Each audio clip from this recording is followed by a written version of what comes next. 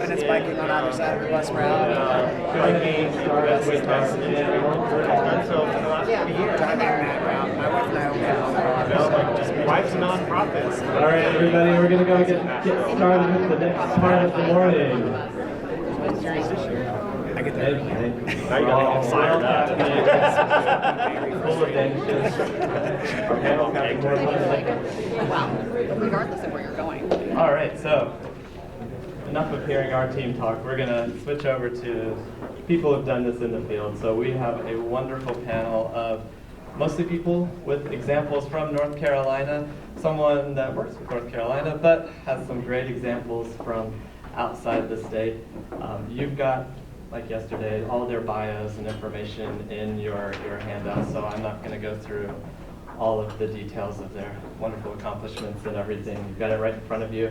I'm just going to go through each of them. So what we're going to do is we're going to have each person come up. They've got some slides. They're going to give a real quick sort of presentation on a couple example projects that they want to highlight that they've worked on. And then we're going to open up the bulk of the morning for some questions. I've got questions here to kick it off, which I know I won't get through, but I want to also bring it out to the audience so that you can ask your questions to everybody here about all their planning work, what they've learned, and so on. So to kick us off, most of us saw on our walk yesterday the Northside neighborhood. Ian pointed it out. So we're going to kick it off with Jordan, who's going to talk about a project in Chapel Hill with the Northside neighborhood. Yeah, Jordan.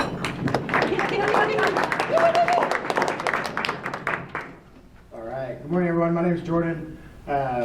I won't belabor the introductions here because Stephen's given me a strict 5 minutes. So I'm going to talk a little bit about a quick build project that we did in the north side neighborhood of Chapel Hill. So just for a little bit of background, this is a historically black neighborhood in sort of right in downtown Chapel Hill that experiences sort of an immense amount of pressures from university housing. So it's a unique situation for the town and a community that has a lot of active, engaged citizens that the town is, it's important to the town to keep this community safe and honor the history there. So with that in mind, I'm going to talk a bit about the community engagement process that went into this quick build project. And the way I like to think about it is that in this type of quick build project, the build is quick, the lead up is not, right? We had to put a lot of emphasis on our community engagement, on our outreach, to identify what are the concerns of the neighborhood, to work with the neighborhood to identify some countermeasures that work for them and work for us, and then to test them out. And so the concept of a quick build is important and is useful when you're coming to construction, but the lead up doesn't necessarily mean that it's quick. And so, on the slide here, I've got a couple pictures of a community meeting that we did. This was still kind of in this era of COVID that we were in and remain in, so it was an outdoor meeting. But it was really important to us. What we did was engage with community partners that were trusted community partners and community stewards in this neighborhood. So if you're familiar with the area here, we worked with Empowerment, with the Jackson Center, and with the Good Neighbor Initiative, which is an initiative through UNC to sort of work with students to be good neighbors. It's particularly impactful in this particular neighborhood. So sort of recognizing that the government, the institution of the town of Chapel Hill may not be the most trusted institution in this neighborhood, and so leveraging your community partners in order to drive your engagement so that you can really get as active of a community as possible when you're doing this. What we took, the approach that we took for these outreach sessions was mostly listening, sort of what are your concerns, what are your transportation related concerns, and documenting all of those. But we also took this as an opportunity to educate. So taking some quick build projects, some quick build initiatives, and presenting those concepts. Things like a curb bulb out, or a neighborhood traffic circle, or other traffic calming techniques that are not part of your sort of everyday lexicon. And that even when you say I'm curb bulb out, that's a phrase that really means nothing. So, so how do we phrase this in a way that that can connect with residents. What we heard a lot in this meeting and through many of the outreach sessions that we did across town is stop signs and speed bumps. These are things that people are familiar with, stop signs and speed bumps. And so taking the time, having the patience, and taking the time to really explain some of these alternative countermeasures, what their desired impact is, and the fact with a quick build that you can test a concept and then remove a concept was a really important message that we tested here. If everyone in this neighborhood hates this thing that we do, it's really easy to pull out. If we build a traffic speed bump here, it's much more expensive to take that speed bump out. So that was sort of setting the stage in these community meetings. The next part of this was capturing information. This was imperative in our effort. Really, I like to think of this as capture, clarify, and confirm. So to have this authentic community engagement, we captured everything we heard. We did these in-person meetings. We also did a fairly robust online survey and had our community partners promote that. So capturing everything we heard. We didn't look at anything and say, oh, no, that's not a concern that we want to capture here. If it was the most outlandish concern that one person had, we put it on our list. And then we clarified all of those to the extent that we could, particularly in the in-person sessions, making sure we understood what the problem was, not necessarily identifying countermeasures yet. And then probably the most important step of this is confirm. So going back, once we've aggregated all of these, sort of condense them into buckets if we thought that was possible, then go back to our community partners and to our community members that attended our meetings and confirming, here's what we saw, here's what we heard. Is this everything? Did we miss anything that is a traffic problem in your neighborhood? If we did, please let us know so we can add it.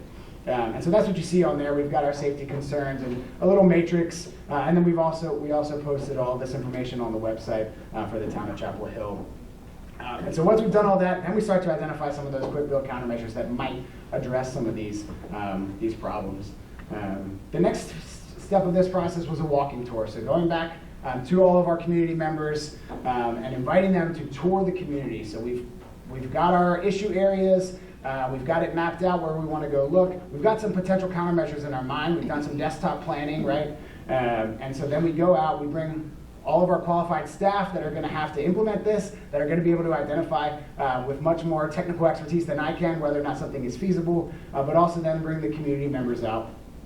And this was a really great afternoon. We had a good crowd for this walking tour. And what we discovered here is that a lot of your desktop planning is worthless because you get out there and you're like, oh, I could definitely put a neighborhood traffic circle here. And you get out there and you definitely cannot do that based on the design of that intersection. And so it's a really good chance to test your concepts out and make sure you have all of the experts there, make sure you have the community members there. And then also, we engage on this walking tour, we engaged even more folks that hadn't been participating in the process. They're sitting on their porch saying, what are you going to do right here? And so, we're thinking about how we might change this intersection, what are your problems here? So talking with neighbors, testing concepts, and making sure you have all the right people there, and devoting a decent amount of time to going out and exploring these issues. And then we tested our feasibility. So we did all that, then we figured out, all right, throw half of that desktop planning we did out, here's the ones that work, here's some new ones that we think are gonna work, and then we tested our feasibility. So hopefully this video works. This was part of that. We identified some curb extensions that we wanted to do. We brought the fire department out to see if they could pass 2 fire trucks, and as close as they could get, then we marked our corners, and we knew that that was exactly as far as we could get with our fire department. And so we really pushed the boundaries of how wide we could make or how narrow we could make our street and what our corner radius could be. I just love this video so much. It was so fun. It was so fun to be out there, and you really get a real appreciation for these drivers because these are big trucks, and they were probably passing within 6 inches of each other. And to see such a powerful institution in the town coming to the table and saying, "Hey, let's figure this out with you. Let's figure out." We understand that this is kind of a prohibitive rule that we need to have 2 fire trucks. You're planning for the worst case scenario, right? But with that in mind, let's figure out how to make the most of this situation together. So that was really neat that we were able to do that. And so then, we go out and we implemented. And so here's a picture of some of the crew that helped us install these. Really proud of these, and if you get a chance to go look at them, they're still up today. And as far as I know, the community is really in support of these. I will say the fellow in this picture right here, he probably wouldn't want me to give you his name, but having him on all of our walking tours and all of our sort of tests of concept was really important because a lot of times he told me, Jordan, can't do that. And so making sure you have the right folks from Public Works or wherever else that are going to be the ones that are implementing this, that are going to be changing the cones when they fall down, having make sure all those folks are there is important. So I went over my 5 minutes.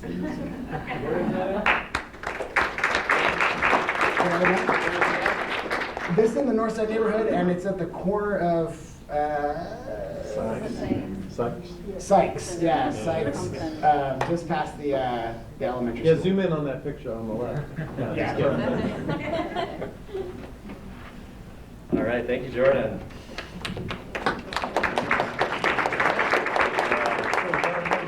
Getting a taste of how quickly people can give you so much information. It's like extra pechacucha. So next up, we've got Nancy Pullen-Sufert, who's going to present some quick build with children and youth. Thank you, Stephen. It is such a pleasure to be with all of you today. Hi. So I want to talk to you about quick build projects, and I'm only just going to do a quick flyover about what our experience has been. I am at the Highway Safety Research Center here at UNC, like many of the other facilitators here. And that is also where the National Center for Safe Routes to School is located. So the National Center for Safe Routes to School has been around for a while. We were established with the Federal Safe Routes to School program back in 2006. We became the clearinghouse located at HSRC. And since that time, we've evolved our thinking, or sort of our approach a little bit, and thinking about the trip to school, but also beyond the trip to school. And what is it that we want for our kids? What do community members tell us they want for their kids?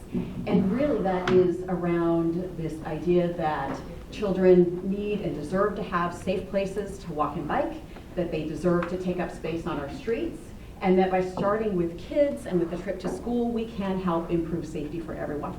So we've really seen communities be able to use a focus on youth and improving conditions for youth as a way to build community support.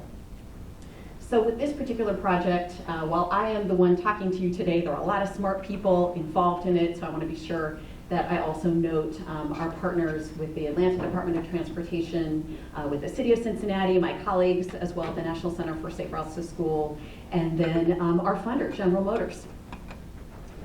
So part of what we proposed to do with General Motors funding was to be able to do a pilot project. We're talking a lot about pilots today. So this was a pilot project about what could the National Center do working with cities around quick build projects to benefit children and youth. And so we had a couple of parameters that we laid out for our pilot project. We wanted to be able to work with 2 cities. We were going to be able to offer up to $10,000 to those cities. We wanted them to pick places where they had already gotten community input. We were just hearing so much from Jordan about sort of that community input process. I can tell you more about what the cities did later. But just know that for us, that was a prerequisite because these were 12-month projects. And that the locations where they were going to do their projects needed to be benefiting kids in underserved communities and in places where it was going to improve safety by creating either more space for people who are walking and biking and or slowing down speeds. So the first project was with the City of Cincinnati, and they had a high crash corridor with a school on one side of it and a community center on the other side. They have 250 students who live in this underserved community and need to get from that school to the aftercare program, crossing this high crash corridor. And so what the city wanted to do was to be able to put in curb extensions and then also remove a parking place. So they did it in 2 days, cost $15,000. They used preformed thermoplastic and not paint. I can tell you more later about why they made that decision. And then they also used plastic bollards. Second project was with the City of Atlanta. And Stephen had a couple of examples that he included in his overview. And so they used a little bit of the same approach here. So with this community, it was in one of what they identified as one of their neighborhoods of concern. And this was outside a middle school where they wanted to make more space for students to be able to walk and bike. So they designated a tactical walk-bike lane. So they took up part of the travel lane and had a budget of $8,500 for their materials. Now this first image shows you, they did a pop-up project for their quick build project. And I was noticing they did the same thing with the example you showed from Atlanta as well. So Atlanta is a city that has a, what they call a tactical urbanism guide. And so several cities, I'm just seeing this as a bit of a trend around the country, are developing guides so they're able to engage community members and that everyone is on the same page about what the process is for creating these quick build projects. So they started out just using cones, and they did it on Walk to School Day to give community members and kids a chance to get a sense about what it would be like. We all love the chance to try out something, right, without having to buy it. We've talked about that already before we invest the big dollars, being able to give community members a chance to see what something is like, to help build public support and elected official support. And so then they went and installed what for them is a quick build project, but is also considered permanent. And so they used thermoplastic, traffic striping, and then flex posts and wheel stops. So it is similar, for those of you who were on the walking tour last night when we were on Rosemary Street, very similar to that. The only difference here is that this has wheel stops. And then they've also had some discussion about other elements that they would like to add to that, and engaging community members around maybe doing some artistic design, as well as including some pavement markings. And that is it. That was my quick view. And hopefully I gave you a few things to kind of pique your interest that I'm hoping we can talk about more in the Q&A.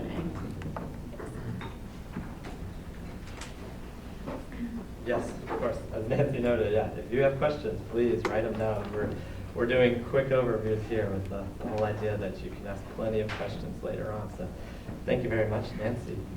Our next presenter, I think, is a good opportunity to show. So we talk a lot in the workshop or in the Vision Zero North Carolina about different collaborations, different people you can bring on your team.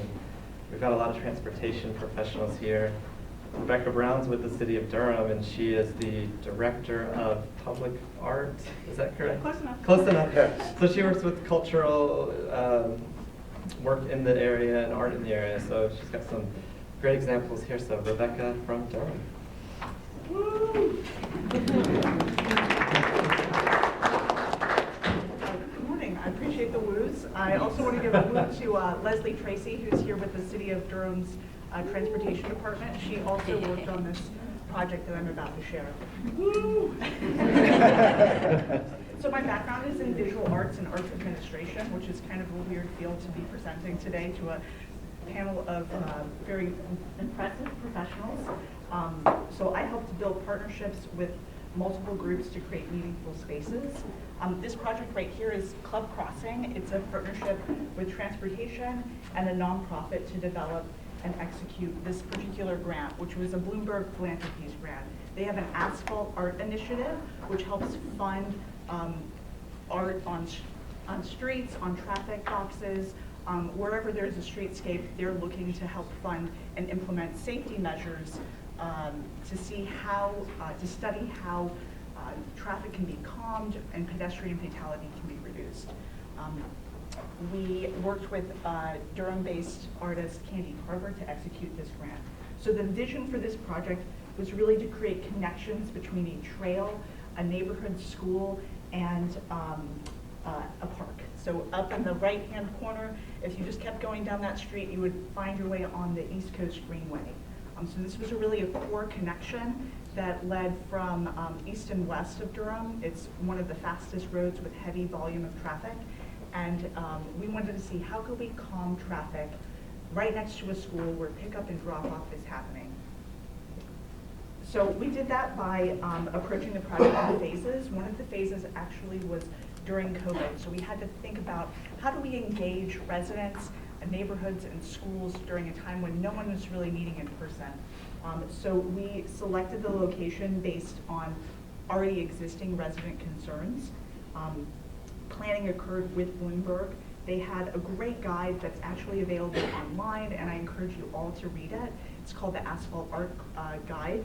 And we worked with them to help outline some of the metrics that we would be tracking through the course of the project. We also utilized our own public art process to help build buy-in from the community. We contracted with local artists, 5 local artists, to help develop 5 designs that the neighborhoods could select from. So we had about 2,000 people voting on the final design of what was selected, and this was Candy Carver's design. It's called Our Oasis, and she's drawing on themes of the surrounding environment. There's a creek that runs through here that leads to the Ellerby Creek, and she really wanted to call on that nature theme and bring attention to how people are using this space, not just for traffic, but also for pedestrian and recreation use. Let's see, we also installed with residents. So we had about 60 volunteers help install this piece of artwork over the course of 2 days. So it was a major traffic reroute that thankfully Leslie was on board to help us figure out how do we reroute traffic safely, how do we work with the fire and police to make sure that they're aware of this major road closure. So there's a lot of pre-planning that happens in these quick builds. We also partnered with education for an educational event with the school. So that educational event, we were able to partner with Ellerby Creek Watershed, the East Coast Greenway, the Club Boulevard Elementary School. Also Safe Routes to Schools was one of our partners for that community event, and Bike Durham. So we tried to build partnerships with multiple organizations to do an educational component and also to build in to our pre-planning. So we engaged all of those partners before we even started the install, before we selected the design, which I think really helped to build in how do people use this space in different modes of transportation. Am I good on time? So this was just another example of this individuals actually on the ground painting. It was a hot day, but that's one of the benefits of working with a lot of volunteers, that everybody brings something to the table. I am going to share one other fun thing. Candy Carver actually took this project as a way to build her own brand. She ended up presenting, if anybody's familiar with Talking Heads, David Byrne hosted a conference on the pursuit of joy, and she helped share this project as a way to bring joy to residents. So it's amazing to see what a small, it was a $36,000 project that was funded through multiple partners, mostly through Bloomberg Philanthropies, but see how that ripple effect can change not only your community, but your perception of your community. One of the things that Bloomberg was really interested in, and we saw great results in this specific project, was the perception that residents had when they were crossing the street. We monitored how they felt when they were crossing the street. At the beginning of this project, they felt very unsafe. They didn't think that it was an appropriate place to be crossing this very busy corridor. After the project, we saw a significant reduction in that perception of feeling unsafe. We've also done other really quick builds. These are smaller scale. They're mostly focused on bus shelter projects. The one on the left is funded through Smart Growth America. They do a planning grant. So if you're interested in planning grants, they do a great job of trying to bring together transportation and sort of a creative element. The other project was the South Arts grant. We partnered with Keep Durham Beautiful to see how public art could impact litter prevention. So there's a lot of things that public art could help impact. So small scale projects, very doable. These were installed in a few hours. Our last project that I'm going to share is a project that we recently installed. It's Durham Station. We worked with an artist to create a placemaking bench. This was a plaza that had no seating before, and I actually went up there the other day, and there were 2 women sitting and resting as they made their way up the hill to the bank, and they said they really just enjoyed having a moment to sit and relax and enjoy their own space. So it's about creating spaces for residents, and one of the core missions of the city is to improve the quality of life for residents, and these are small moments where we can make that accomplish the whole. So thank you all so much.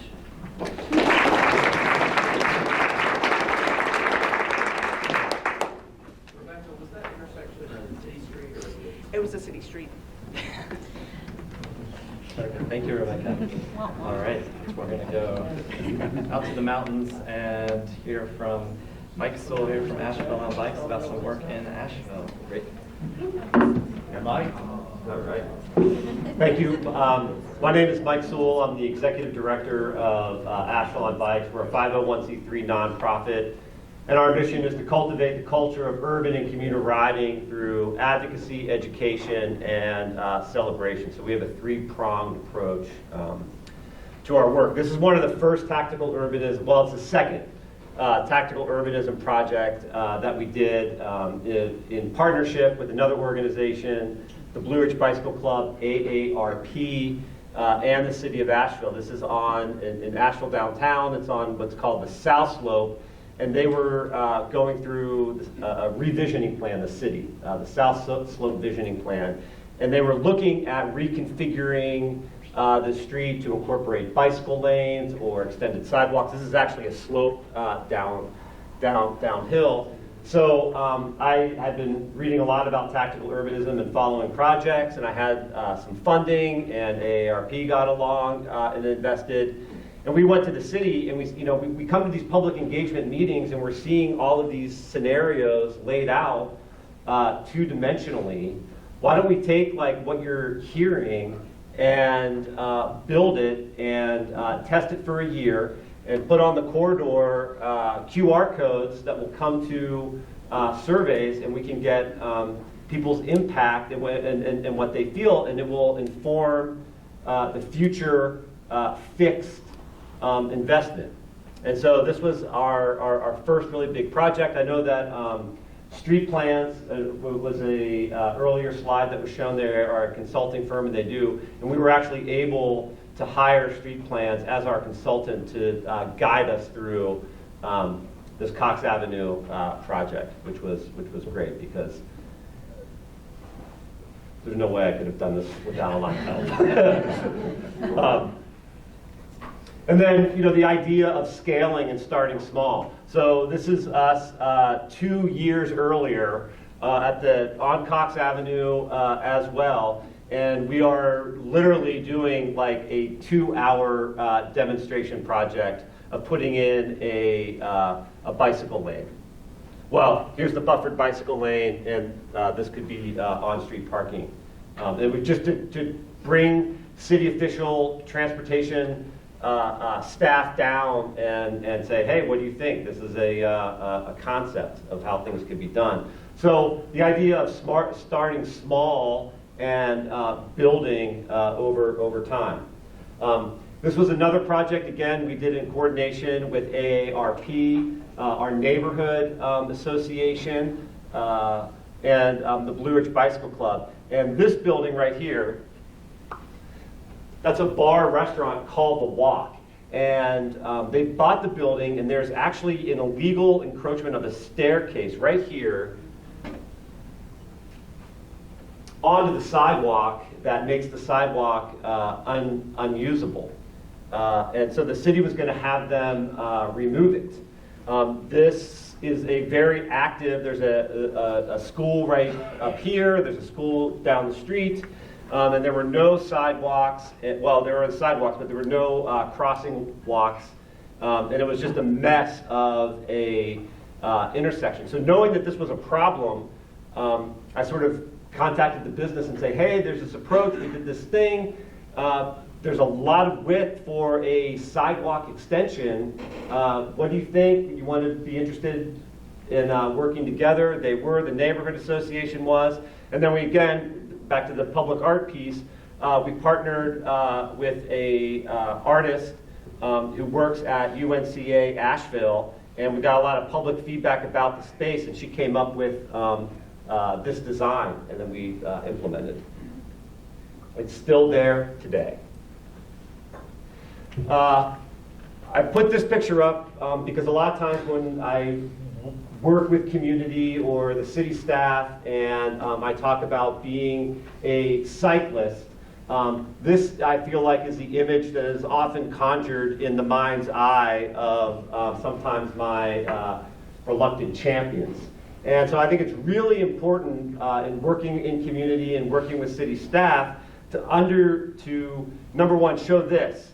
There are a variety of different types, and what you just saw in the last slide is the strong and the fearless. They're going to ride in any condition, anywhere.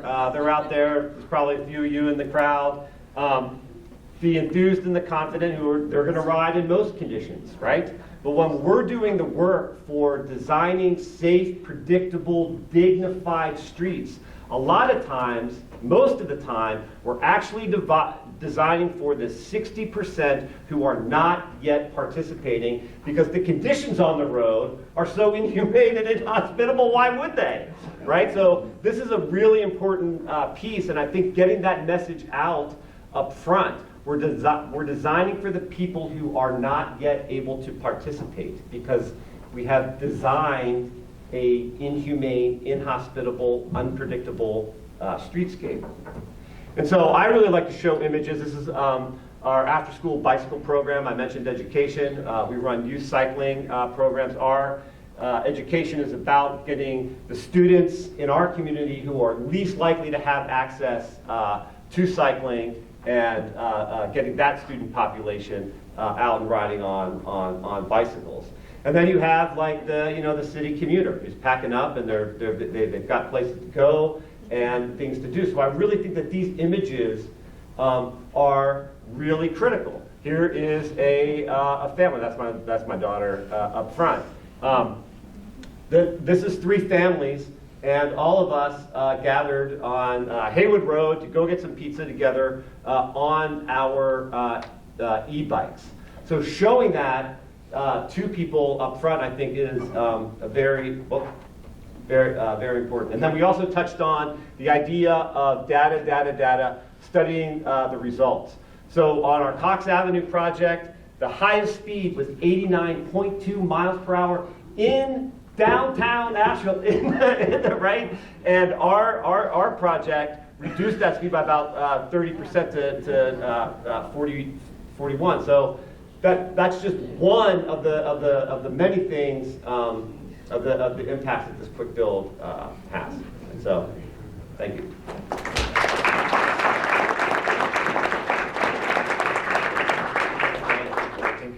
Dignified streets is a message we can all take home for sure.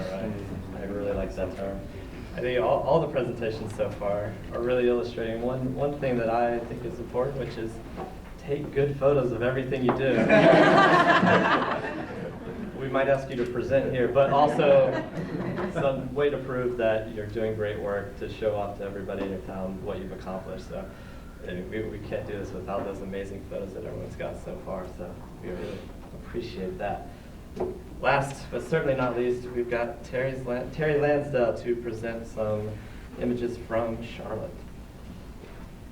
Well, actually, these are going to be all over the state. So I want to thank you for having me today. And we are with Bike Walk North Carolina, the state's only statewide advocacy organization. And if you want to support the repeal of the bike ped funding limitation, House Bill 198 is in the General Assembly right now. That's my stick there for advocacy work that we do at the state level. And want to also note that September 14th through 16th is our annual Bike Walk Summit. So when I started preparing for this presentation, we understood how Charlotte specifically utilized the Slow Streets program, part of a national effort, especially during COVID. We had a couple of significant projects. We closed down Trade and Tryon and made it a pedestrian thoroughfare. We had a Black Lives Matter iconic image painted on the road.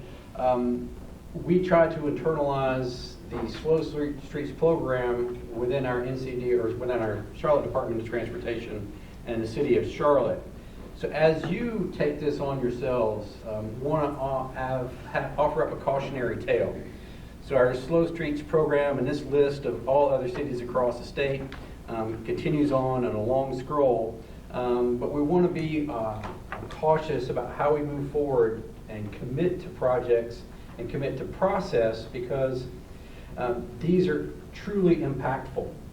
Here's an example of a significant project that created a roundabout. I think this was in 2018 to 2021 was kind of the premier time for this for us. Effective because it was an important area where it was a neighborhood street, and we had participation on a variety of levels from local nonprofits like Sustain Charlotte and others that really were the leads working with staff to make this happen. So the cautionary tale is that Slow Stitch program is now absent. So it's imperative that as we take these projects, this process on, that we talk about the longevity of it, who's going to maintain it, who's going to move forward with it after the specific project has been completed and is viewed as an incredibly successful. So cautionary tale moving forward. All right, that's enough of the bad news, but it's important when we talk about sustainability in our work. We took on a specific role that in our annual Bike Walk Summit, we try to leave something behind in the communities that we visit. Several years ago, we were impacted by COVID. We had to transition from an in-person summit to an online summit. And when we did return to Durham and have an opportunity to have an in-person summit, we spent an incredible amount of time working with politicians, with securing permission to build a temporary traffic garden in Durham. And you can see that on the right, it is just a parking lot, just a parking lot. It's an incredibly large asphalt impervious surface to act as a palette for the artistic design, the learning through play, which is what a traffic garden is about.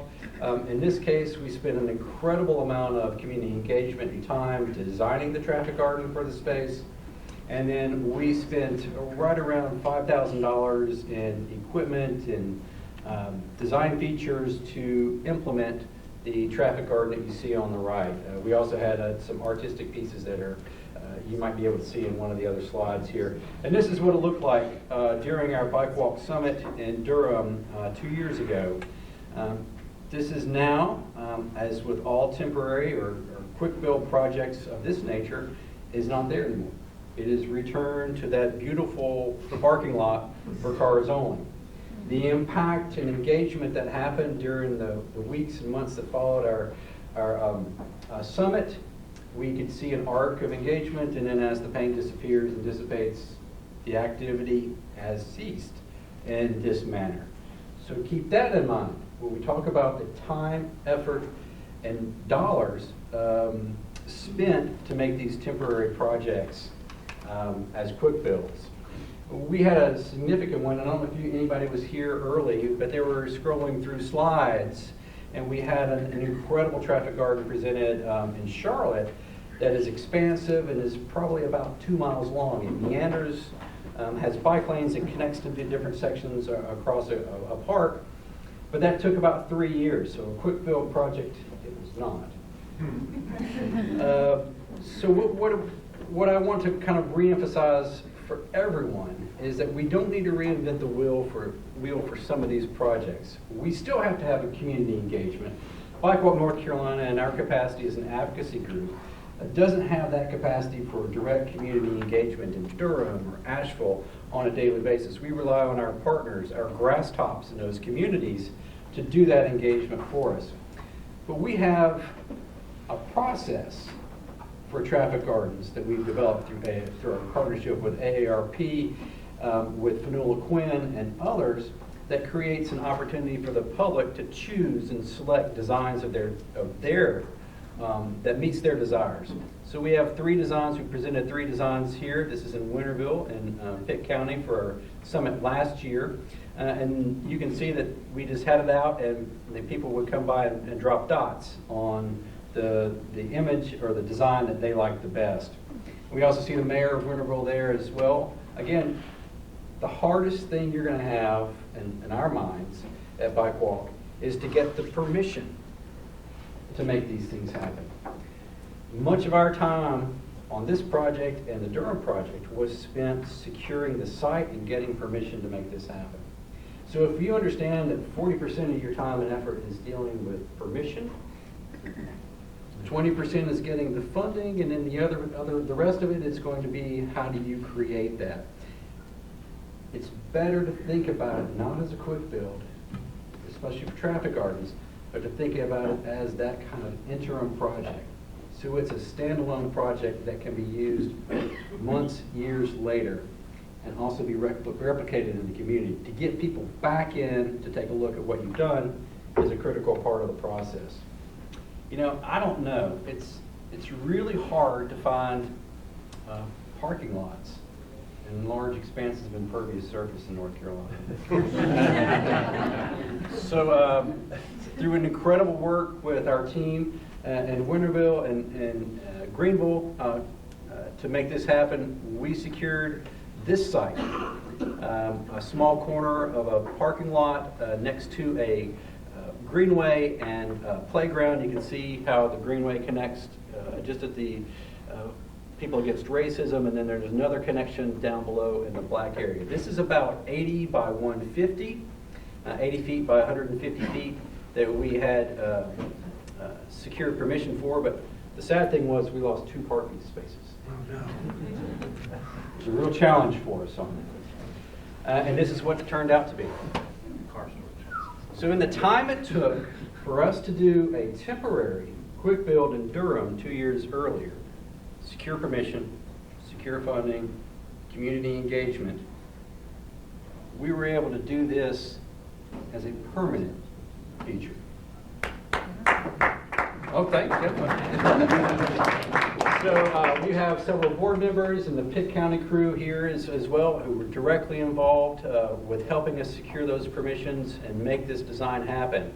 The key here for us is that we did not want to make this a one-off. As a statewide organization, we have a responsibility, each community here that has a Vision Zero, each county in North Carolina, we want to protect and serve in policy and funding for safe, active mobility. With that, we want to ensure that when we use these traffic garden designs, when we use learning through play, we're teaching the next generation. We're ensuring that the quick builds that we do satisfy the all ages and abilities threshold. So some of the things we see out there may not secure that, but with traffic gardens, we feel very strongly that if you have permission and you have a budget, you can work with us at Bike Walk North Carolina to get this done in essentially 4 to 5 months. We can make this turnaround time happen pretty quickly.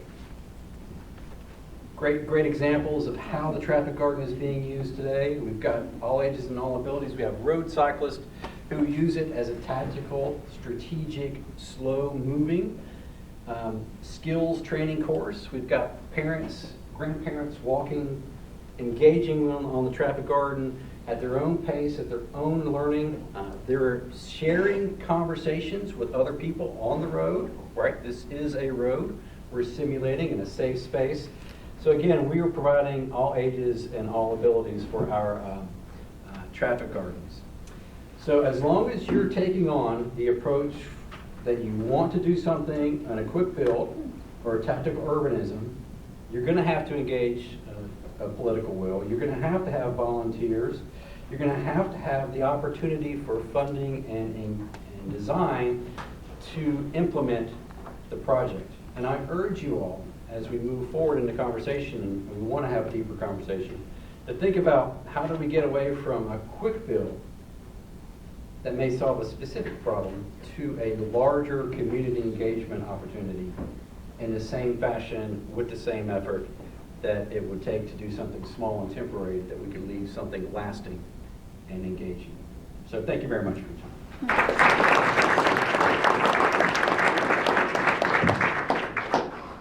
Thank you, Terry, and thank you to everybody for your wonderful presentations, wonderful images, and for keeping it relatively brief so we can have time for questions. So we have plenty of time to ask questions.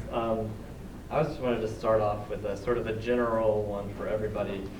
You know, one thing we're asking everyone to think about is what are your sort of primary goals for a quick build, but what are also those sort of secondary purposes, those other goals that you end up achieving along the way. So we can jump around, whoever wants to jump in first, but tell us about either the quick build you were involved on or one that you know about. So what did you intend to do with it? But what else did you discover that it was useful for? What other goal or purpose did you find in doing these quick build projects? Nancy's ready.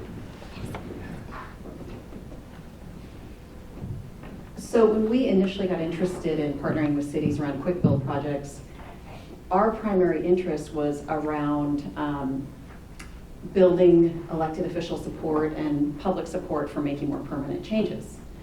And that goal changed over time when we started hearing from cities that said, we have urgent safety needs that need to be addressed right now, and that a quick build project could help address those urgent needs.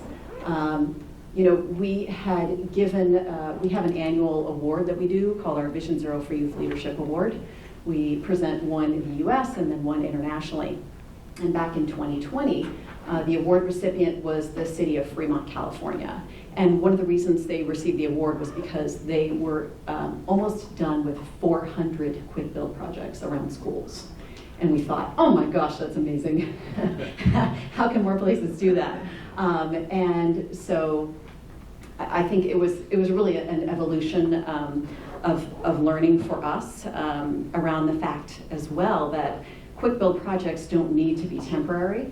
Sometimes they are in and of themselves going to be the permanent solution. The example I showed you in Atlanta, they don't have plans to take out that walk-bike lane. They also don't foresee having funding to do something more permanent than that in that location at this point.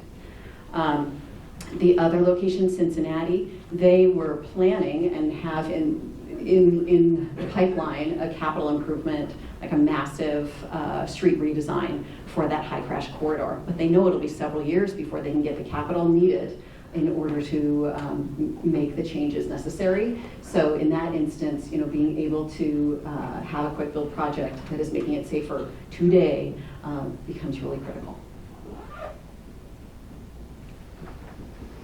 I'd say that perhaps a secondary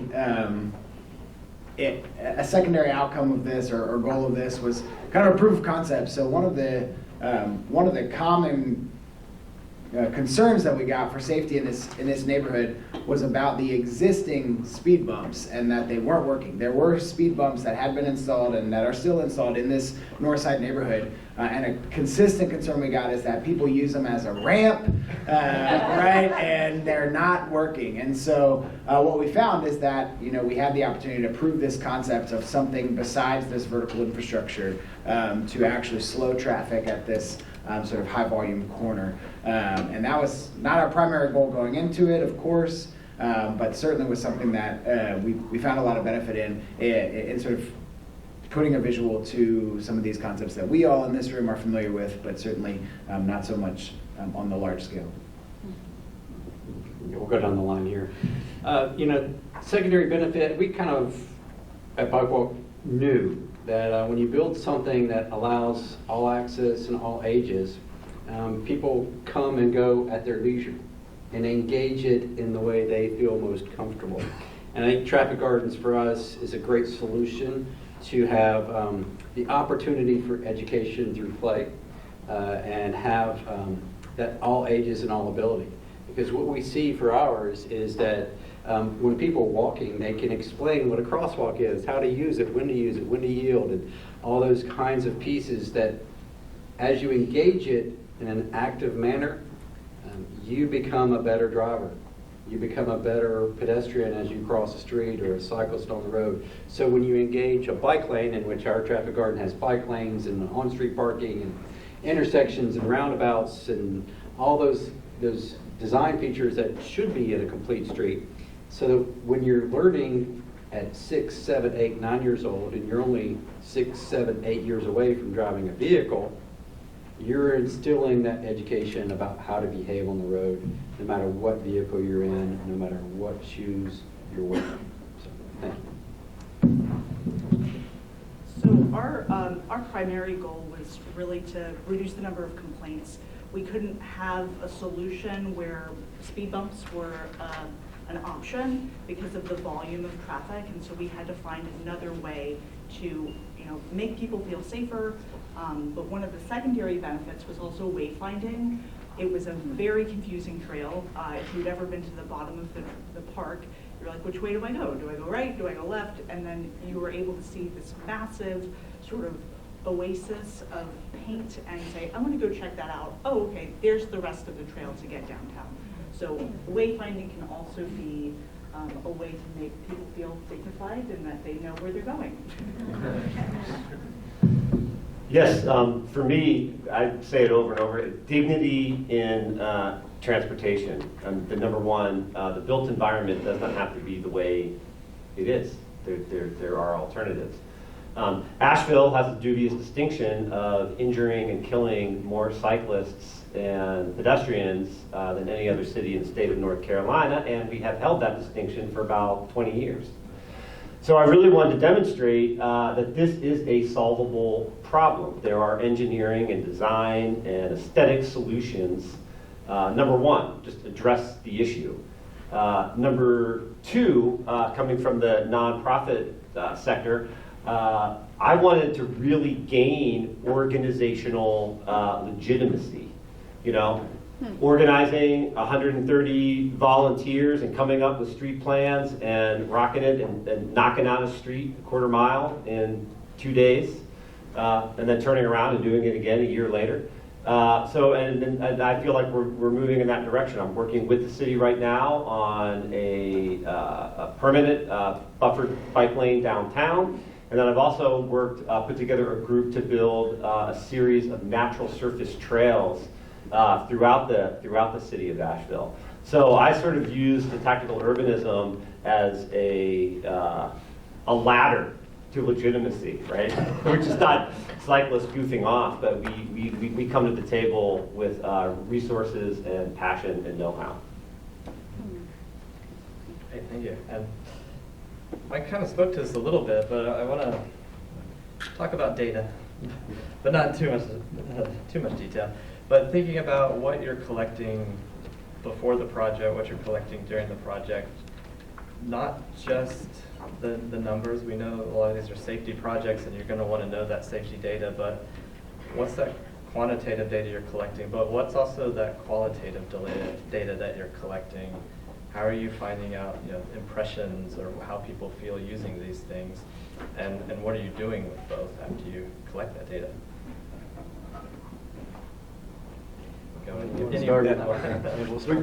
Okay. Number one with data, one of the things that I think is really important to just start out with is I'm a big fan of what is the resurfacing schedule? Because resurfacing is an opportunity to revision. Everything that we've seen here is paint. When you resurface, you repaint. So I like to know that. Additionally, I like to work adjacent to an NCDOT street. That's also kind of in my, it's a city street, but it's right up and close because I have to kind of work with DOT, and it brings them into the possibility. And then understanding crash data, I think just up front, where are, in Nashville, it's easy, just pick an intersection. But having that data, and then the before and after, I think, obviously, slow speeds, counting speed reductions and things like that, increase of pedestrian, those kinds of numbers. But having the QR code, I'm sure I brought a photo of the QR code, so that people can go out and interact. And a lot of times we get a volunteer to stand out there for an hour and watch someone's coming across hey, check out this QR code, tell us about, and getting that because that really informs your policymakers, your city staff, and so forth. It's also great in press releases. We work with Bloomberg, so they had provided a very long list of data that we could collect.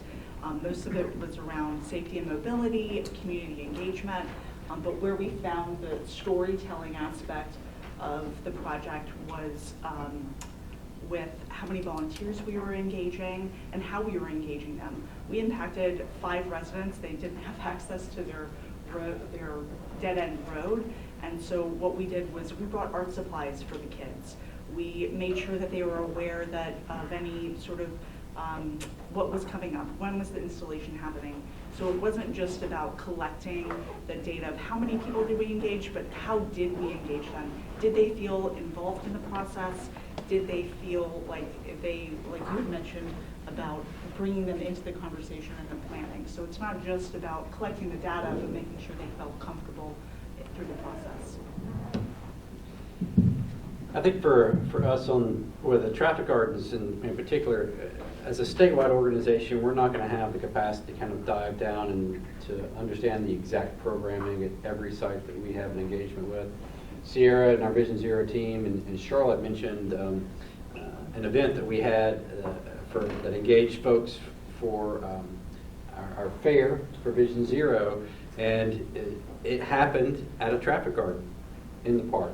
So kids were engaged, getting helmets, learning how to ride a bike, having other partners engaged in the process. But there's no ticker out there for us to say how many times a child or an adult uses or engages it on the traffic garden piece. But over time, the educational layering is going to show an improvement, hopefully, in reduction of serious injury and fatality for the community that it's in. I think procedurally for the work that we did in Chapel Hill, as I mentioned in my presentation, sort of capture, clarify, and confirm, with confirm being the most important part of that, in my opinion, because if someone shows up at your meeting and tells you that there's a traffic concern right in front of their house on the corner of these two streets, and then they see your report come out and that what they mentioned is not listed in there, you've already embarked on the path of mistrust. And so making sure that you are capturing what folks are saying and that you're following up and you're providing a progress report. And if the progress report says we cannot do anything about this, you need to be upfront about that, and you need to say why. You need to express the limitations, and just ensure that you're holding these trusting relationships as powerfully as you can. Embarking on the path of distrust. Let that be a warning for all of us. Okay. So we asked our communities to think ahead of time about what kind of data they were going to collect and what their goals were around the projects. And with both of the locations that we worked with, they were particularly interested in measuring speed reduction. And at this point, Atlanta is sending me their report later today, so we'll see how that unfolds. But Cincinnati did see a significant reduction both in their average speed as well as sort of the percentage of drivers who were exceeding the speed limit. So what about other kinds of data that you asked about, Stephen? One of the things that the city of Cincinnati was curious about was about using this preformed thermoplastic instead of paint. So they had done some painted curb extensions in the past and just found that the paint didn't last for very long. It lasted like 12 to 18 months. And so one of the things that they wanted to explore was whether this thermoplastic would then be able to have a longer wear time for them. So that's something that is yet to. Luckily, it was installed in October, still going fine. They're hoping for a couple years worth of use out of it. So that will be something for all of us to learn together. And of course, they were very excited about the idea of being able to share those findings with other NACTO cities, so that other cities could also benefit from the process that they were using. I will also say that Atlanta DOT did quite a lot around community engagement during the project itself. I know I mentioned that they did a pop-up just using traffic cones to ask for input. They also did a lot of outreach at local neighborhood community meetings. They went and met with their council member that was for that neighborhood. And then they also sent out postcards to residents that would be impacted by the project. And then they also went and knocked on doors of residents along that area. So they did a lot of things to collect qualitative data and to really give people a lot of opportunity to voice their feedback about it. And then when the installation was complete, then on Bike and Roll to School Day, they used that day as an opportunity to do a ribbon cutting with the mayor. So I think another piece here is really around how do you maximize, and others of you have spoken to that as well, sort of maximizing the opportunities involved when you do have a quick build project come into place. All right, thank you. That's a great point about the materials. It's not just a chance to test design, not just a chance to find out how the community feels about it, but it's also a chance to test something you've never used before and see how durable it is, how long it lasts, whether it works. So a great learning experience for sure. I'm going to make sure we have some time for your questions. I've got too long of a list here, so I don't need to go through all of them. I can go back to it if I have to. But I want to see if anybody out here has questions for our panel. This one question I have is about the street art. Was there any discussion about the MUTCD compliance with regard to that? Yeah, we actually, we worked with Leslie Tracy to make sure that all 5 of the designs were compliant, but we are running into that sort of issue for another project that we're working on. That is a 500-page document that, as an arts administrator, I have no idea how to navigate. So relying on transportation staff to help interpret that information was very beneficial, but it's a doozy. Can I? I'm gonna do the mic. You gotta get to it. Yeah, just to make sure I can hear the audience. Not a huge concern of mine. But one of the things that we did do, Janet Barlow, who has passed, she was, for those of you who know Janet, what we did is she worked with the visually impaired, and so we brought our designs and our paint colors, and we ran it through her to make sure that it would maximum, it would work. That was more our orientation.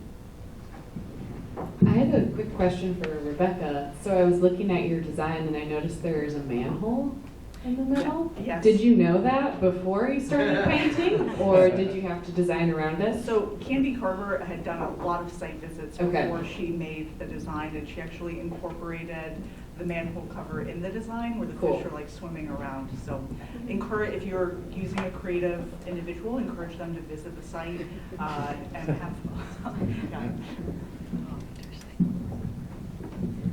Oh, and on that note, we also worked with Public Works to make sure that we had the appropriate things to cover the storm drains, so that if paint did spill, there would be some mitigation efforts. Mike used the term ladder of legitimacy, and I'm curious, I know we've seen it in Chapel Hill, but when a resident is enterprising enough to get some paint or install their own speed bumps, how do we work with them? Because it's not always a bad suggestion. Usually the folks on the ground know better than anyone how to make it safer. How have you all been able to work with those illegitimate projects and to make them legitimate within our bureaucracy? Right, yeah. It's an, well, you know, like, as from my lens, that's your technical team right there, you know, like, and so it's figuring out how to empower those. But like, I am not an engineer. I'm not even particularly that great at math. So like figuring out like turning radiuses, things like that, you know, I really rely on that team. The other thing that we can do as a nonprofit is like, you know, we have a page on our website. Talk to us about your intersection. Talk to us about your street. And so we invite people to tell us what their problems are, because we like to do one of these like every other year, every year. And so building that, and you can engage those folks. Hey, I know you got a problem over here, but like this one's in the queue right now. Let's work on this together. So you know, the other thing I use is like stone soup. You know, all we need, and that person shows up, and you, so you build that team who's equipped to do it.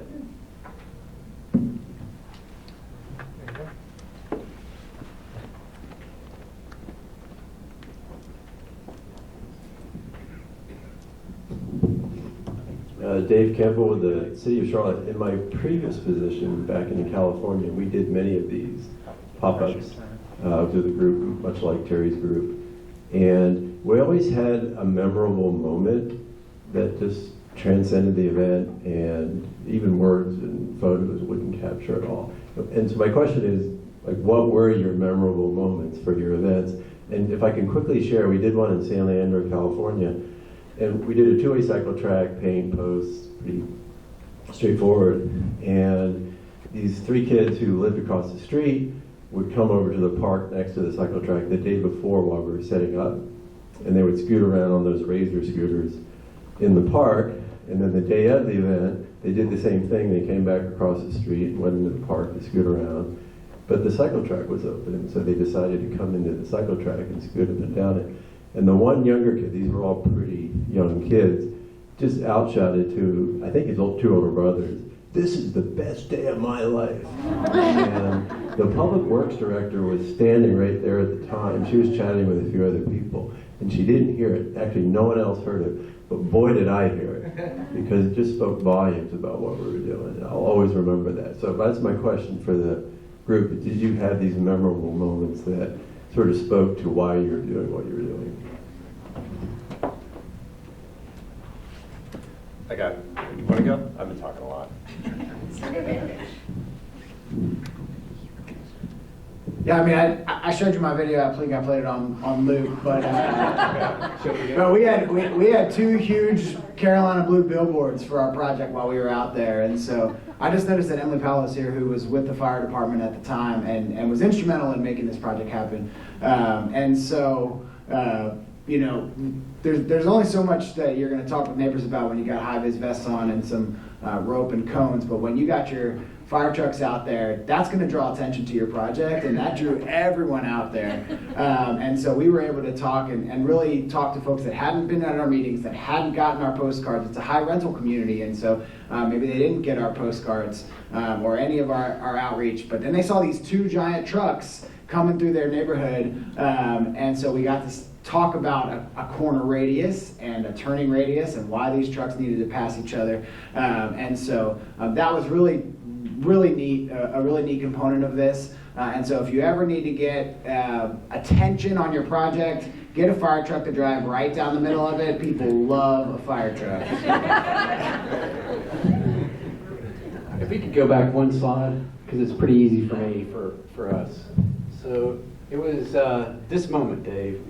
So Bike-Walk North Carolina came in and did the partnership efforts to make this happen, but local community partners, all ages and all abilities.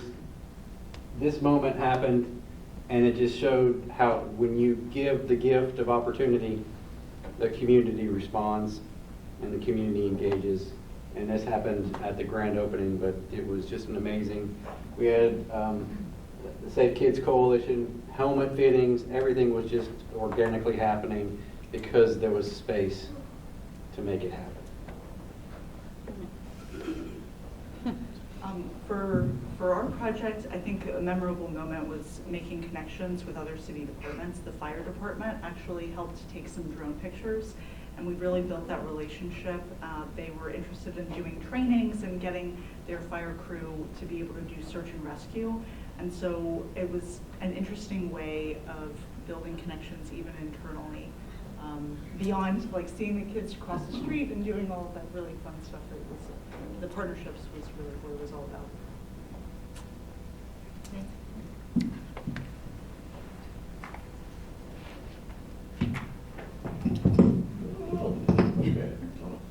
Hello. All right. So it was mentioned earlier that when they went to I can't remember who it was, so I apologize, about going into a community and they just said stop signs and speed bumps. And I know in Bracktown in Durham, we had a long conversation with this neighborhood and the community about they all they knew was stop signs and speed bumps.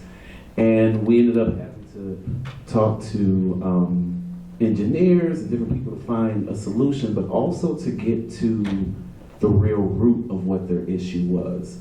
Can you talk to the process of getting to the root of some of the community's issues, and even though they may say, hey, a stop sign will solve this, but there are other ways to get there?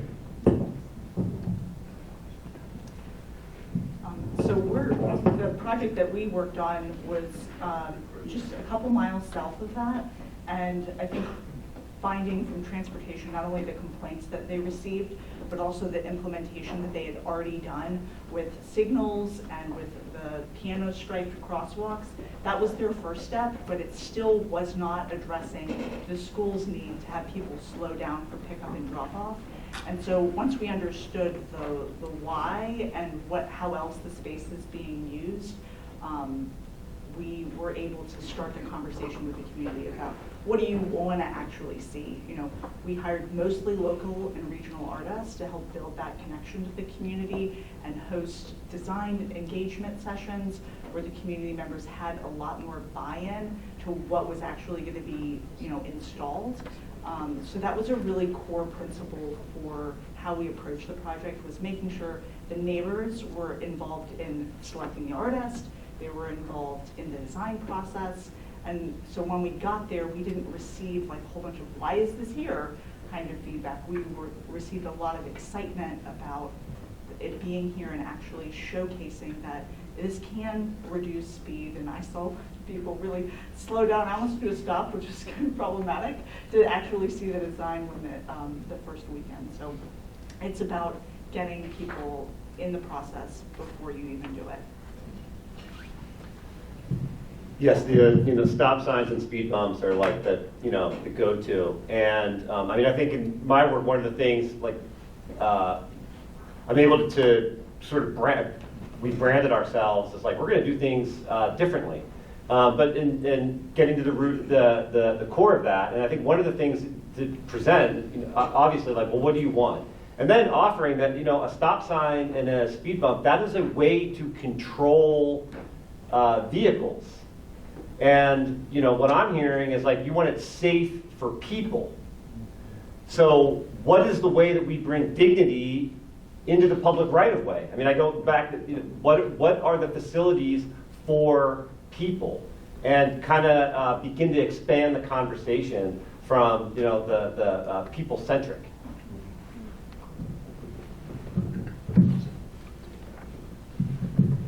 Yeah, for the Chapel Hill project, fortunately or unfortunately, the root problem is fairly straightforward in this neighborhood. It's the tension between a historic population and a transient student population.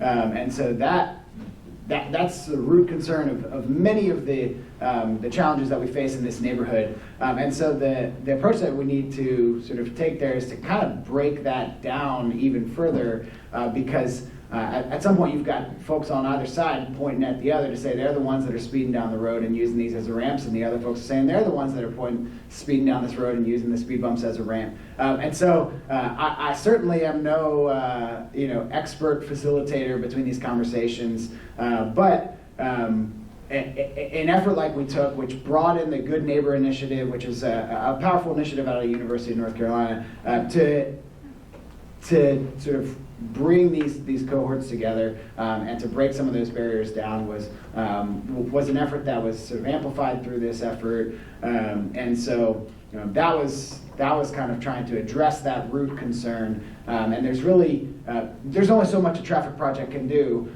to address concerns of gentrification in a neighborhood or of rental properties pushing out long-time historic residents, right? A corner radius tightening is not going to impact that. And so what are we trying to resolve here? What can we resolve? Understanding the scope of what you can do and not diminishing the way anyone feels about this was important. As far as the speed bumps and stop signs thing, one way we were able to address that is kind of by talking about, I've mentioned a ramp a few times. This was a consistent thing we heard from folks. And so using that same metaphor, taking a corner radius, you sort of reduce the runway to your ramp, right? If you're coming in slower to your runway, you don't have quite as much speed that you can get up on your ramp. So that was how we were able to phrase that. Thank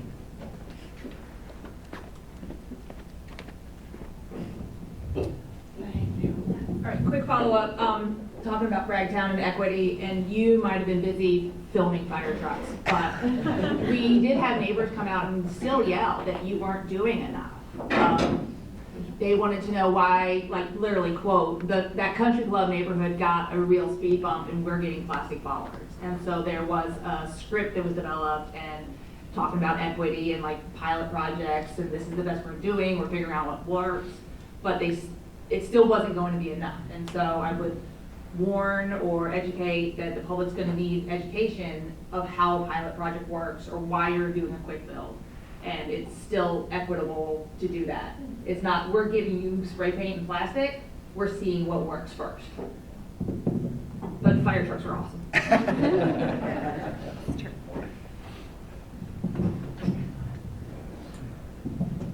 I guess as a follow-up, I have a question regarding aesthetic collection. So with these quick builds and maybe the longer-term demonstration projects, did you find that the adjacent property values, primarily in the residential areas, increased or decreased as a result of the project implementation? Well, as far as for traffic gardens and how we approach this is that we wanted to be in a place that needed help. And what we saw is that, for Greenville for many years, as was indicated by Ellen's presentation yesterday, it was on one of the worst places in North Carolina for their city size for folks to engage in active transportation. And as a solution to that equity and the investment in existing facilities, the traffic garden was a great solution for us. Right? It was already in a park. We didn't take anything away as far as cars or access, but we contributed to turning an asphalt space into an artistic, educational play area to enhance the other facilities that were around it. So as far as impacting property values, I don't think we have that kind of data and opportunity to engage that. But what it does for existing municipal property and municipal access, it is an incredible community benefit, and I'm not sure anybody would resist that from Pitt County, is that we turned something that was dead and useless into something vibrant and engaging. And I think that helps the value of the community at every level. Does it affect gentrification or property prices? I'm not seeing a direct correlation, but the opportunity for people to engage in the existing facilities at any time of day, at their leisure, was an opportunity that shouldn't be excluded in any community that's thinking about traffic gardens.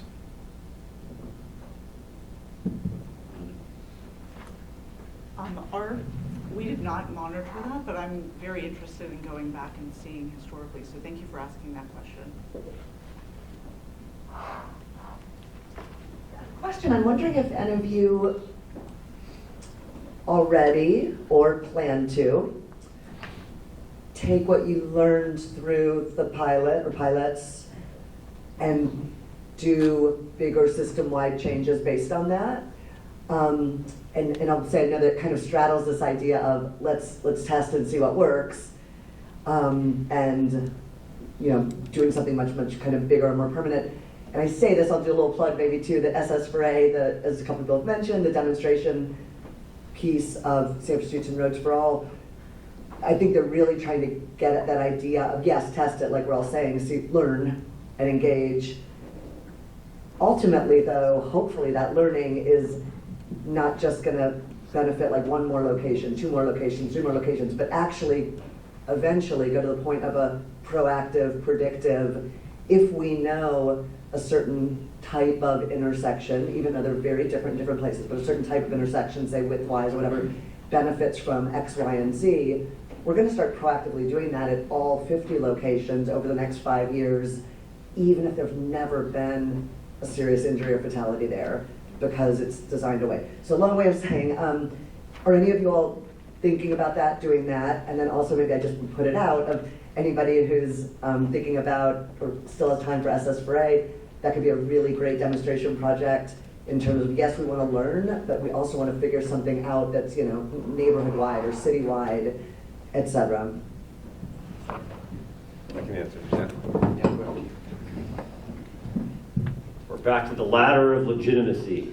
And so, I'm very clear about that, is to building this in as a best practice in planning and design in the city of Asheville. Also strategically, I mentioned working adjacent to our NCDOTs. And I've seen the fruits of that. We just won a very successful road reconfiguration, went from a 4-lane to a 3-lane on a state-controlled road. And then in addition, like my organization, we're very interested in providing funding for these projects to the city. The College and Patent, the College and Patent project that I referenced, it's on our website, AchelonBikes.com. Achelon Bikes largely provided the funding for the design work on behalf of the city. We also work with 2 other nonprofits. So in terms of the where the organization is going, I am very much interested in just funding it on behalf of the city. Because I'm so tired of hearing we don't have the money. I'm demonstrating that you do. It's a question of priority. I think to follow up, especially for the SS4A, I was glad to have Seth kind of outline who can apply for these planning and demonstration grants. And for what we see at Bike Walk is that we can replicate this 150 by 80 in any city in a short amount of time for that $20,000 to $25,000 range. We have 280 bicycle pedestrian plans in North Carolina. All 280 bicycle pedestrian plans have a component of education requirement. Having these quick build projects or making a traffic garden into a quick build project that's going to be long lasting, I think is an opportunity to have SS4A and also planning and education impact for communities across North Carolina. As an advocacy group, we also have 2 educational programs. One is the Friendly Driver Program, in which we focus on driver behavior. And then we have the Bicycle Safety Quiz, which focuses on progressive learning for all types of road users. And I think that for us, we want to see more engagement. At this point, we have 4 communities across North Carolina who've made a request to replicate the Winterville traffic garden. And I think that Vision Zero teams across North Carolina should take advantage of this type of opportunity to eliminate the funding conflicts at the local level and hopefully secure that SS4A funding to make those educational opportunities through the quick build projects happen in their communities if they so desire. This isn't specifically in reference to the project from Chapel Hill, but some other work that I'm familiar with and worked on. And perhaps just to put an exclamation point on the point the question I think is digging at here, is there's some projects I'm familiar with that have taken a temporary approach to a safety concern in concert with our friends and partners at NCDOT, which remarkably have not come up very much today. But the issue that we've seen with these projects is that the temporary solution addresses the safety concern to the extent that the state entity, a state agency may no longer see the need for a permanent solution here because the safety concern has been addressed by the temporary solution. And so I think the point here is that if your goals are to start with a temporary solution in order to achieve a permanent solution, the more clear you can be about that, the more you can lay that out. I know it's hard to project when you're going to turn plastic into concrete, but the more firmly you can state that out in your plan and in your public documents and hold accountability to that, the more valuable you'll be at sort of making that transition when the time comes. Because if your plastic cones solve your safety problem, then why would you need to spend money on concrete? Can I just say, sorry, go ahead. Well, so I'm just thinking about the city of Cincinnati. Like, they don't have a lot of money.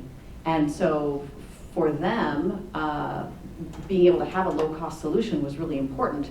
And so they're really excited about the fact that they're going to be able to use this same kind of countermeasure in multiple locations and do a more systemic application of curb extensions because they don't have to do the $100,000 version of it. So, yeah, there's 2 sides to it. I just wanted to, I just wanted to say one more thing, because I'd make it explicit. There is a tremendous amount of social capital in each and every one of these projects. You're pulling out volunteers often, in many cases, to design, to build, 130 volunteers on a beautiful weekend in the height of leaf season in Asheville, right? They're not out on the parkway, they're not going for a hike, they're not doing something with their family. They are rolling paint on the right-of-way.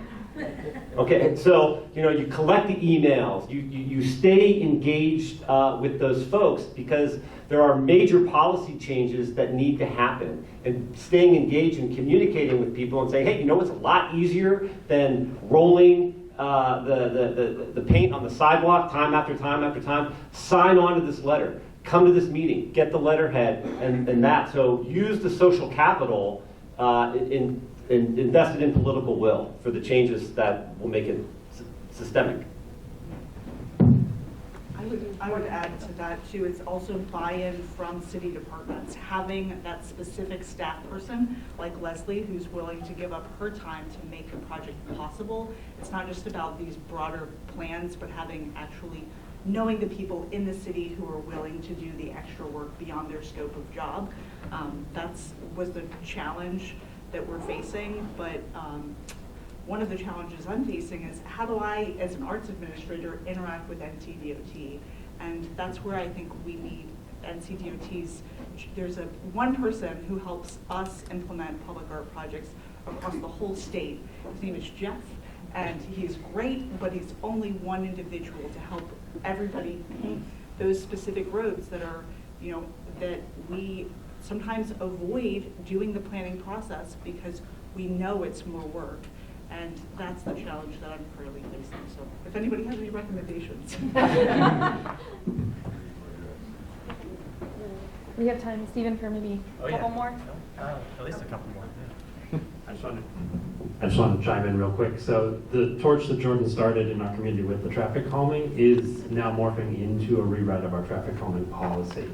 And so some of those interventions that he got to put on the ground in Northside, we're going to write in kind of a citizen-directed menu for them to help understand and then apply in their community. And then with that, an equity lens, we're looking at how do we do it proactively. So it's not just the neighborhoods that are empowered enough to call in, but we're doing it with that kind of same community engagement. How do we reach out to the neighbors who are not calling in and bring this intervention to them? And then if you're on the tour, the MLK Crosswalk was another one of Jordan's quick builds that we're looking to now deploy at a dozen or half dozen intersections down the street. So. Yeah, just wanted to go back to Leah's awesome question and ask you, Nancy, because I think you mentioned in your presentation or at some point about the city of Fremont, and I know Fremont, how did they scale up to 400 intersections? Is that, or 400 locations? I'm really curious about that. Great question. That is a good question. I don't think I have the answer for you, Roger. I'm so sorry. Certainly it took them a couple years. It was very much coming from their public works director saying, who was championing it and saying, okay, city, this is the approach that we want to take. And I got to take a little tour with him when I was there, which was fascinating because it was on March 3rd of 2020. And so we're like, hello, let's go outside. He knew all the guys who were out putting down the paint. He was very, very involved. So I think that helped. And the other thing to know is, there were only 42 schools in Fremont. So they were doing multiple projects around each one. So probably geography helped as well, right, in terms of scaling some things and efficiency. Did you highlight them on the button? Yeah, because I'm glad you brought Fremont up, because my understanding, in addition to what Nancy described, there's the Public Works Director, which oversees Vision Zero, is really a champion and really loves this stuff. And as you've done so well in your work, Nancy, and other people do as well, really recognizing the public will to do things differently around schools. And by that I mean caring about kids' safety, which shouldn't be so hard to imagine, but thinking, okay, we can do more creative things because we care about kids' safety. So I think he didn't come at it just with a let's go address safety at the, let's say, top 5 worst schools for safety. I think they probably started with those, but the goal was we are going to touch all the schools with traffic calming safety improvements. Some needed more than others, some were harder than others, but and I love that systemic approach, right? That you wasn't waiting until there was a problem to do it. And it took a couple years and a lot of money, but they built it into, this system. We're going to do all of them. So I feel like that's where we need to get with so many of these things, right? Whether you hook it to schools or what you're hooking it to, so to speak. We shouldn't have to hook it to anything really, but we do, right? But to think about like that proactive piece.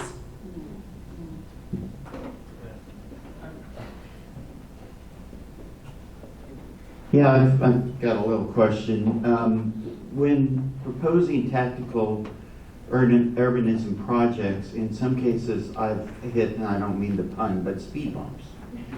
One of them, you're going to have all these kids out in the middle of the intersection painting, and what about liability? And what type of liability insurance? Now, in some cases I've just ignored it, and in others. So I guess I'm curious on your projects, what type of speed bumps you may have hit and how you dealt with them, similar to insurance and liability issues. Get Mike to do it. If the liability is the government's problem, get Mike to come in and do it. Have the volunteer sign his waiver. Piece of cake. That's what he said. Yeah, we did exactly what he said. We partnered with a nonprofit who helped cover that kind of cost, but it's also a partnership with police and fire. We wanted to make sure that the space was safe for people. So thinking about using water barriers where you fill up those big troughs of like speed bumps, you need to have a full-time coordinator sort of implement this project, whether you're hiring a public art consultant who might be a little bit more, but they can help usher you through a city through a process. If you don't already have an arts office in your city, or hiring somebody who's done the project before so they know what hiccups you might experience. Yeah, liability waivers and that nonprofit partner. We did those projects. There was not any permitting for that. But we got creative initially, and we did it as a street fair. It was a festival. We used a festival permit to get it done because we were able to close the street. And so there are a lot of really creative ways, but that nonprofit partner I think is really important. Yeah, I think it wasn't a problem for us, but our approach was to find existing facility enhancement opportunities. So the liability is in the Parks and Rec. It's their facility to address and maintain and operate in that safe, viable manner. It's less about putting paint on the ground and putting the design on the ground, but how it's used long term.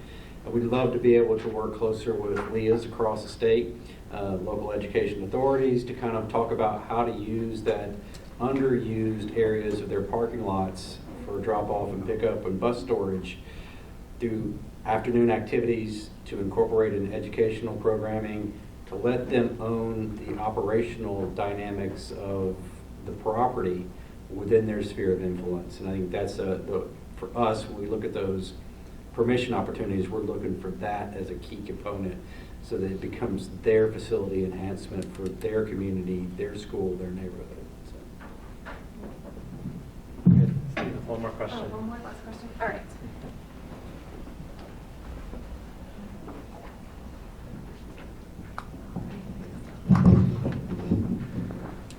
Good morning. I would just like to reiterate a lot of what Terry said about the traffic garden being on the committee that helped put it together with other people in the room here. Also, as an LCI, it's become a great resource as a league certified instructor to go out there and teach people cycling skills. We've also used it with a hospital rehab program for elderly people learning how to get out and out of their cars and being elderly drivers as well as children. I know of at least 2 school systems that's now a field trip destination. So it's an ongoing issue of prevention. But the question I have for each member of the panel is, sometimes we learn best from mistakes and errors. And one of the great things about being here together is we're all learning from each other. What mistake was educational in your process so that we can not repeat it or something? What can we learn from your mistakes? We all make them. I make thousands of mistakes every single day. If you can think back about your project or projects, what mistake was there that we can help avoid it in the future? Thanks. Well, I'll start with mine because mine was pretty quick. The amount of time, energy, and money to do a temporary traffic garden can be better served doing a permanent traffic garden. So you are so marginally, you have to spend so much marginally less to make it permanent or to make it long-lasting than the quick builds that go away with the first rain, and creates much more than a legacy of memory, but a legacy of actions. That was the biggest lesson we learned, and we learned that in Durham, sorry Durham, when we did the temporary, because the amount of capacity and input that was required to do the temporary was so close to what it took to do that permanent installation to leave something as a legacy. Overbook your volunteers, just get as many as you can. That by the second day, if you are doing a 2-day installation, we really were down to like 10 people in the last final hours. Make sure that you have a volunteer coordinator to help you along the way. And I would just like to reiterate, there are plenty of other materials. There's a heat resin that you can use that has a longer lasting effects. We used a concrete stain. Don't recommend using that, but we did do sealer, so it's lasted maybe 2 years as opposed to the 18 or 12 months. If you check out our website, there's a whole list of materials you can use. So on our Cox Avenue, that's a great question. We published a full report, and we have a whole section of lessons learned. We're an organization that likes to iterate. Yeah, so we love to own our mistakes.